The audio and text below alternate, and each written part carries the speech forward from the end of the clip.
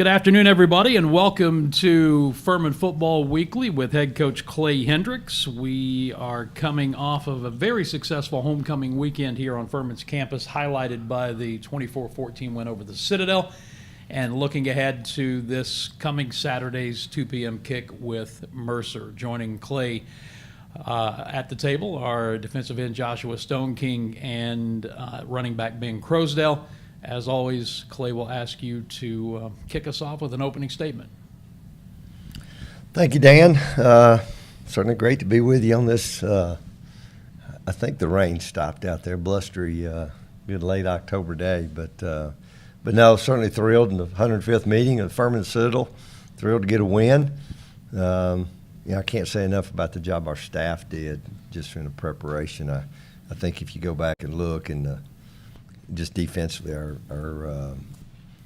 think Citadel rushed for almost 1,000 yards in the last 3 games. I think they had just over 100 before the last drive. So I think that was kind of the key to. I think the physicality with which we played, we felt like we had to be the most physical team. I thought we were, really on both sides of the ball, and just a really solid day. Certainly, there's a couple plays in there, as always, you'd like to have back that we've got to clean up. I think 4 penalties on the day.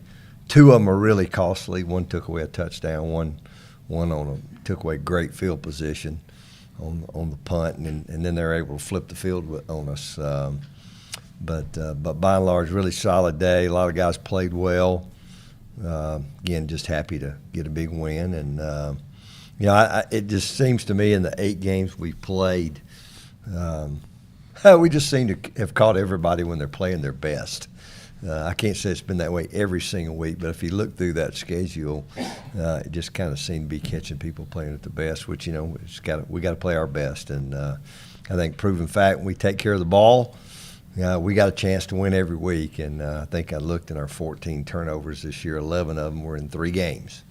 You can figure out what 3 games those were. So just got to continue to try to get better, and again, just proud of our group, and certainly a huge challenge this week, and need to have a great week of prep, and but with that, we'll open up to any questions you may have. Well, I held onto the mic because since Ben is here, I was going to throw him right into the fire right off the bat.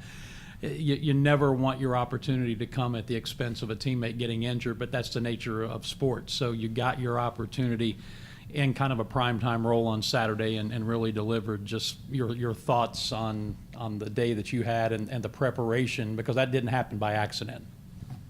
Yes, sir. I already knew that we were pretty thin at running back as we went into the game down C.J. Nettles.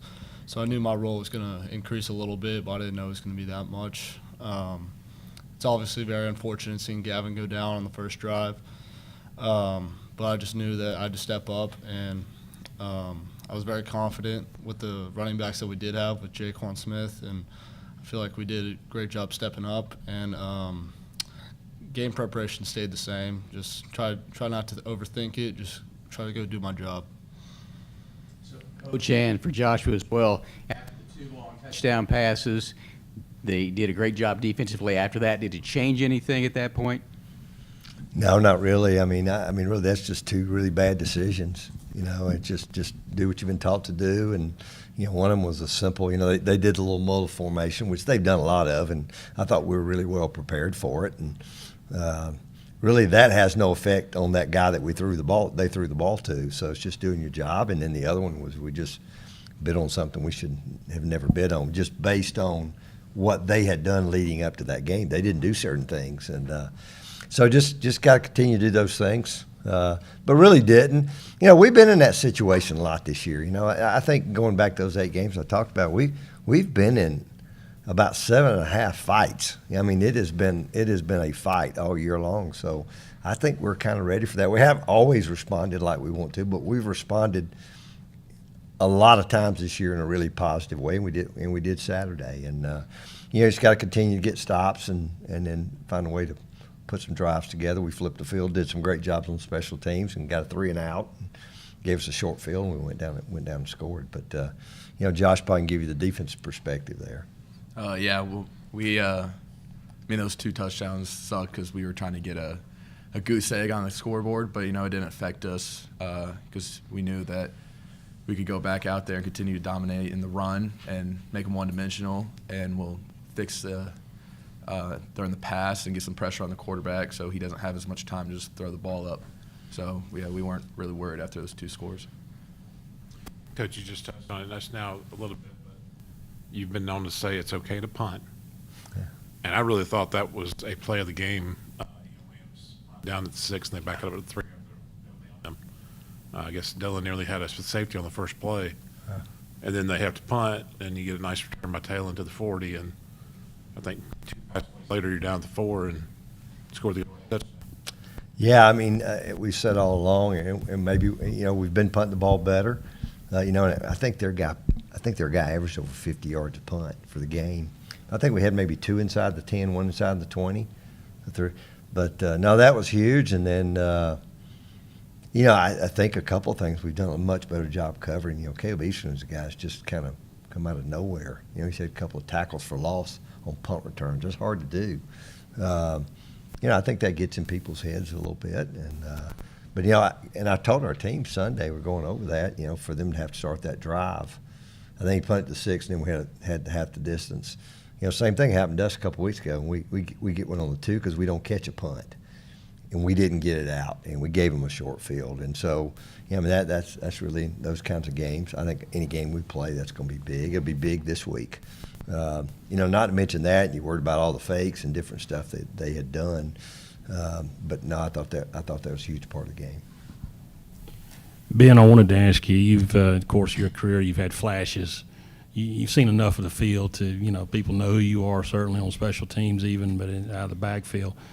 Talk about what got you to Furman. You're part of that Texas wave that I like to say. Coach, we didn't recruit much in Texas until Coach Sanders got here, but we were one of several players that made his way to Furman. What got you to Furman?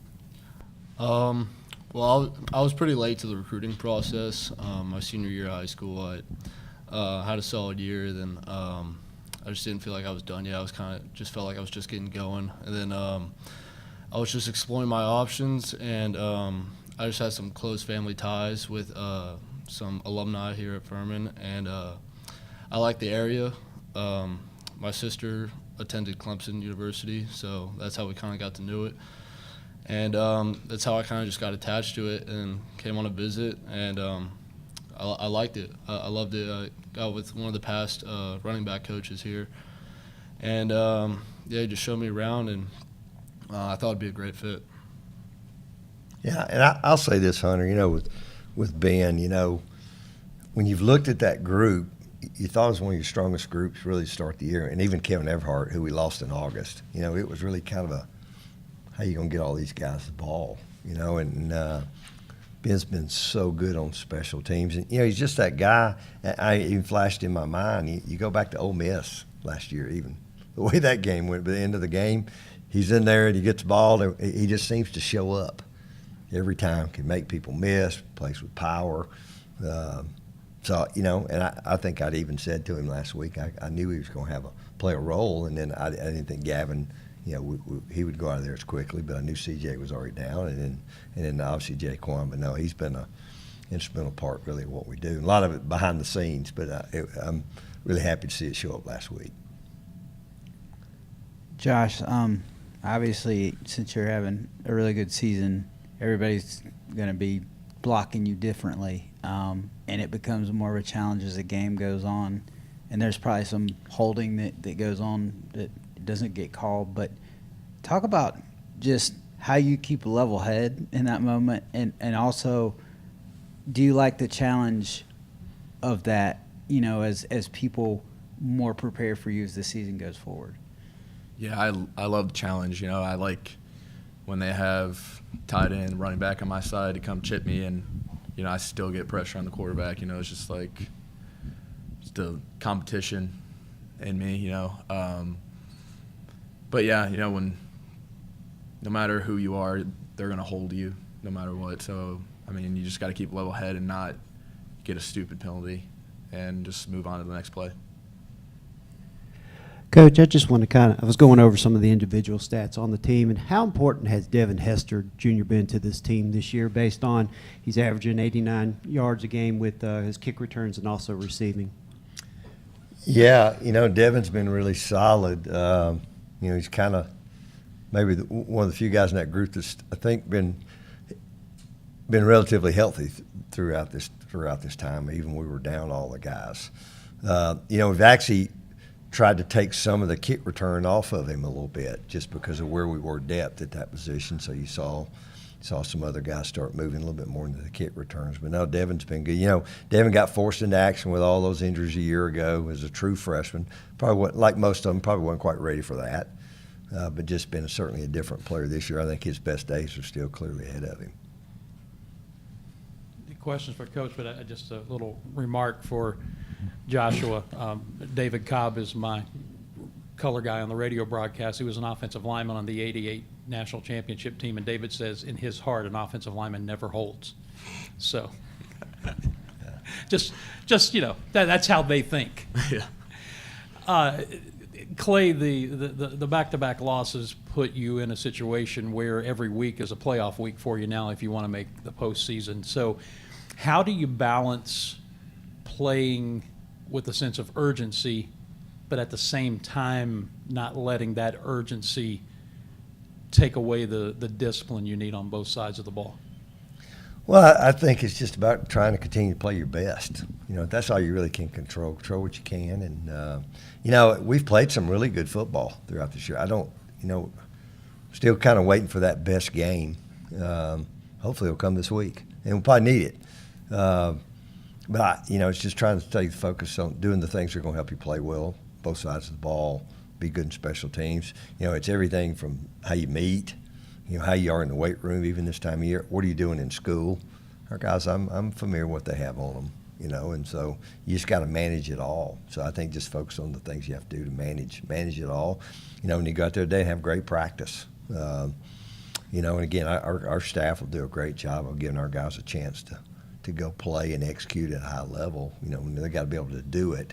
But I just think it's just staying focused whether things are good or whether things are bad. I thought we handled some adversity. We've had some adversity a couple of weeks, and I thought we handled that pretty well last week. And we had a little success Saturday. Can we handle that? And I think we will. I think we got a pretty mature group, even though we are still kind of young sometimes when I look around how young we still are.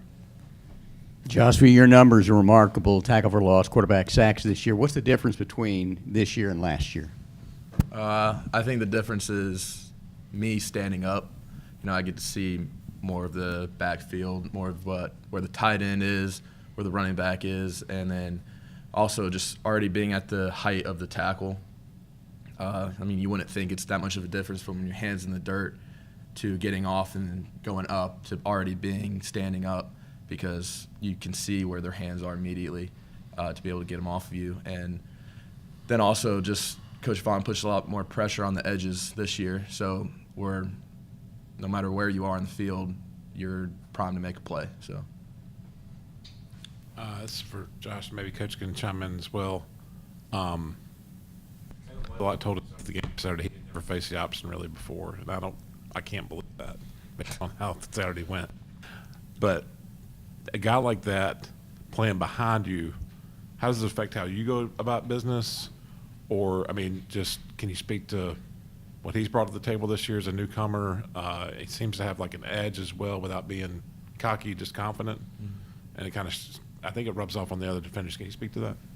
Yeah, well, it makes me play faster because I have the confidence in the guys behind me to be able to, fit off of me.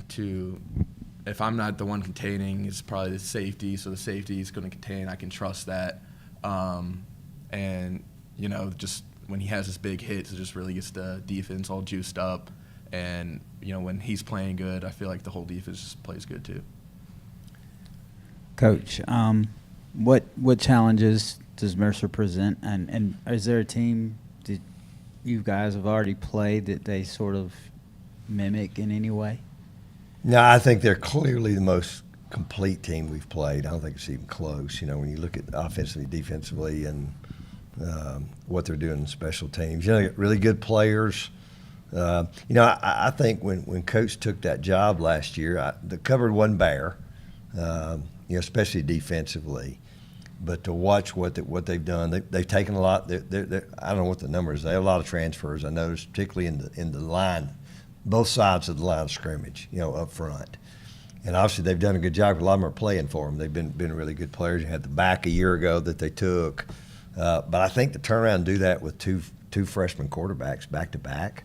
So give them a ton of credit. You can tell they're well coached. They play hard. They play with an edge.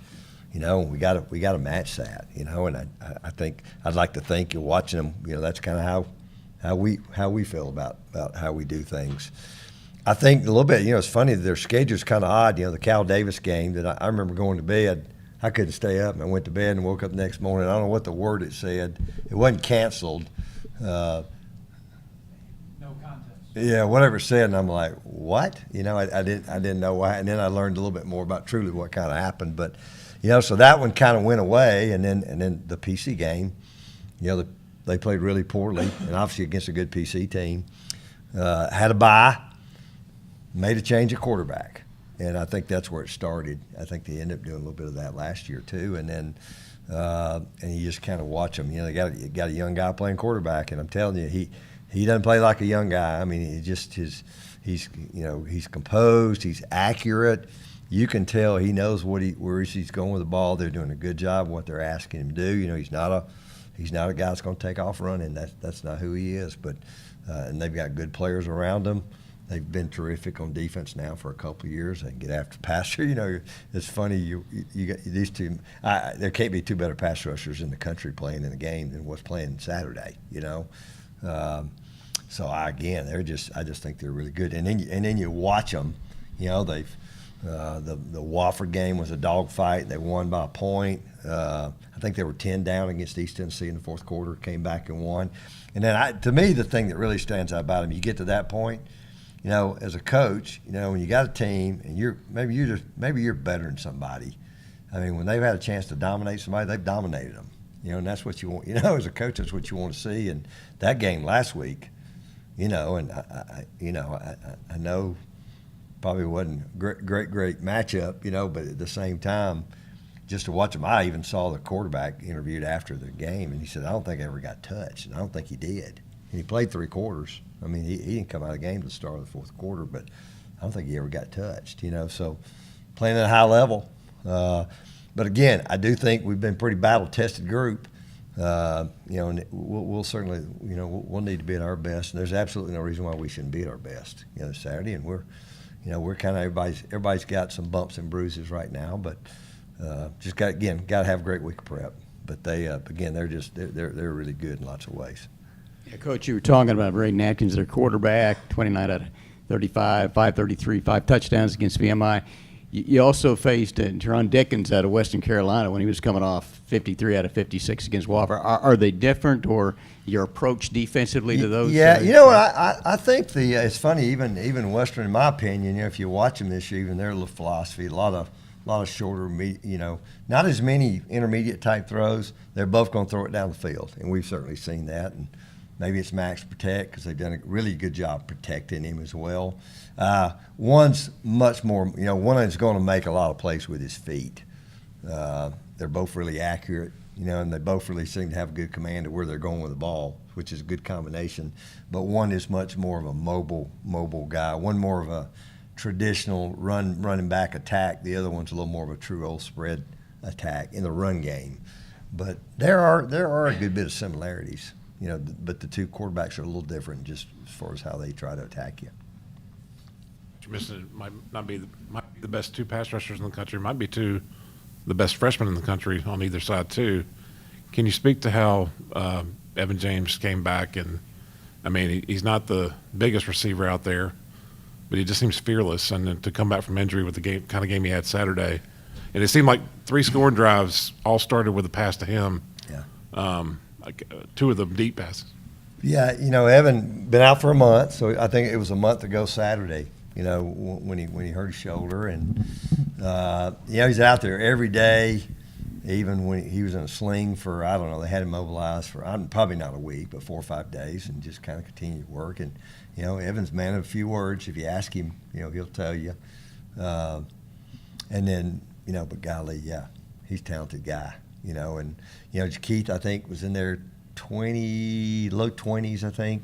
I think Drew did a great job of kind of getting him in there. I know he had maybe one catch. So hopefully he's that much better this week. So, you know, we're getting a little healthier there, certainly. But you have, and I mean, golly, you know, and particularly a little bit the way we're built right now, you need those guys. And I use the analogy, you know, it's not having a couple of those guys, a little bit like Siddle not having those two quarterbacks they've been playing with, because those two guys were as important to us as the two quarterbacks were for them. But now he, other than just said he was sore from playing football. You know, when you hadn't played football in a month, it's one thing if the shoulder's sore, but, you know, all that time you're not getting hit. We weren't hitting him in practice, but he came out of it good. And I think he'll be For that Ben, much better this week. I know it's been difficult at times to rush the football this year. You got a chance. Jacon Smith got in there, out-rushed Citadel 139 to 133. What was the difference, you think, in the running game on Saturday?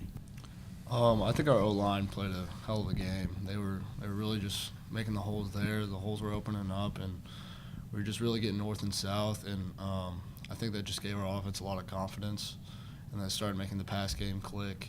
But yeah, I just think our offensive line played a hell of a game.